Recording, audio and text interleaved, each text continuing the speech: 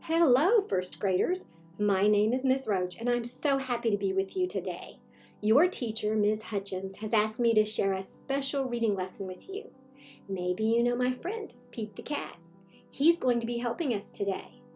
We are going to learn about punctuation and how to pay close attention to punctuation at the end of a sentence. Then we will practice using one of Pete the cat's books. Sound good? Okay, let's get started. Let's look at a page of our book. We can see words and pictures. As readers, we look carefully at the words and the pictures to help tell us what the author wants us to know. That's really important. But did you know there are also marks on the page called punctuation? Punctuation tells us that the sentence is finished, but it also tells us how we should read that sentence. First, let's talk about question marks. I love question marks. A question mark tells us that the sentence is asking a question. So when we read that sentence aloud, we want to sound like we're asking a question. Think about how your voice sounds when you ask a question. It goes up at the end. Our voice isn't louder, it's higher. Here's an example. I am going to the park. There isn't a question mark there, so my voice isn't going up. But what if I wasn't sure if I was going to the park? Then I would be asking a question. Am I going to the park? See how that sounds different? Let's practice with a few more, and you can read with me. I want ice cream. Do you want ice cream? I have a cat. Meow. Do you have a cat? I like to read. Do you like to read? Now, question marks aren't the only punctuation that we need to pay close attention to. Authors also use exclamation marks to help us understand the meaning. Exclamation marks tell us that the sentence shows a strong feeling. That feeling might be excited, afraid, or even angry. So, when we see an exclamation mark at the end of a sentence, we want our voice to be a little louder, not shouting. That would be too loud, but just a little louder to show that strong feeling. Let's look at some examples.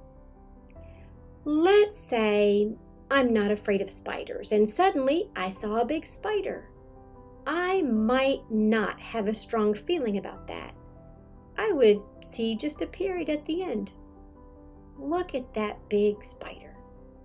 But if I was really scared of spiders, I would put an exclamation mark at the end.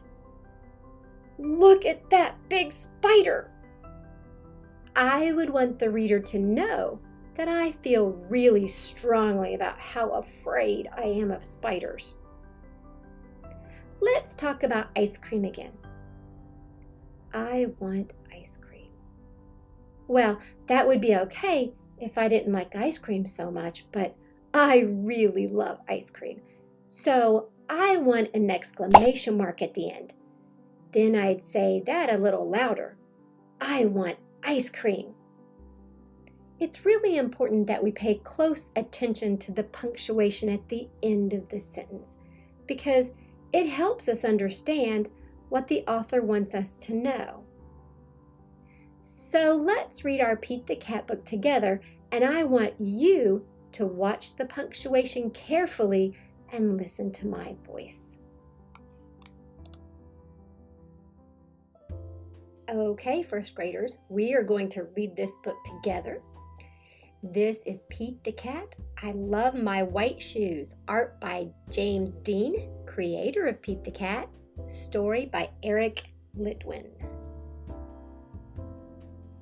Pete the cat was walking down the street in his brand new white shoes. Pete loved his white shoes so much, he sang this song. I love my blue shoes. I love my blue shoes. I love my blue shoes. Oh no, Pete stepped in a large pile of strawberries. What color did it turn his shoes? Wait, I think I need to read that again differently because I see an exclamation mark there and there. That means I need to show more of a feeling in that sentence when I read it.